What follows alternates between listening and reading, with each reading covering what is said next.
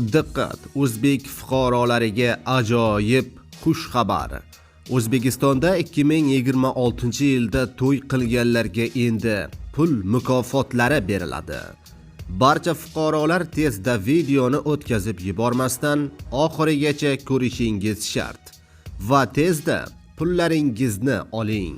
Assalomu alaykum, hurmatli tomoshabinlar. O'zbekiston va jahonda sodir bo'layotgan eng so'nggi va dolzarb xabarlarni o'tkazib yubormaslik uchun hoziroq like tugmachasini bosib qo'yishni unutmang.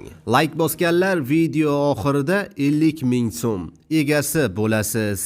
Aziz do'stlar, hozir bugun kuzatiladigan ob-havo ma'lumotini yetkazamiz va shundan so'ng qanday fuqarolarga qanday tartibda turmush qurgan yoshlarga pul berilishi haqida ma'lumot beramiz. Diqqat qiling, bugun 2-iyun kuniga ob-havo prognozi e'lon qilindi. Bugun kunduzi ayrim joylarda kunning ikkinchi yarmida qisqa muddatli yomg'ir yog'ishi momaqaldiroq kuzatilishi mumkin. Shamol 7-12 metr/sekund tezlikda esadi. Ba'zi joylarda 13-18 metr/sekundgacha kuchayishi, ayrim joylarda esa chang to'zonlar bilan kuzatilishi mumkin. Harorat 30-35 daraja issiq bo'ladi. Poytaxtimizda kunning ikkinchi yarmida qisqa muddatli yomg'ir yog'ishi momaqaldiroq kuzatilishi mumkin. Shamol 3-8 metr/sekund tezlikda esadi. Ba'zi joylarda 10-13 metr/sekundgacha kuchayishi, ayrim joylarda esa chang to'zonlar kuzatilishi mumkin.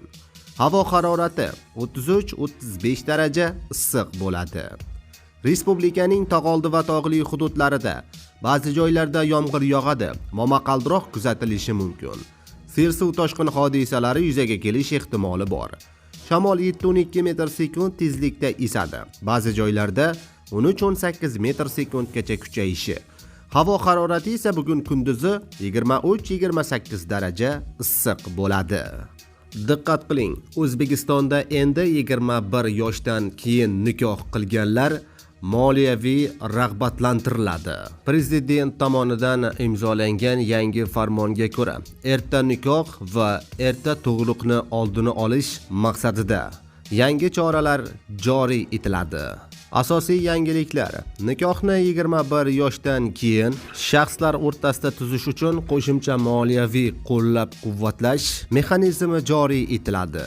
Nikoh shartnomasini tuzganlarga davlat bojidan imtiyozlar beriladi. Homilador yoki 3 yoshgacha bo'lgan farzandi bo'lgan talaba qizlar ta'limni davom ettirish imkoniyati ham ta'minlanadi, deyiladi ma'lumotda. Azizlar, videoroliklar ostiga like bosib, videoni yaqinlaringizga ham yuborib qo'ying.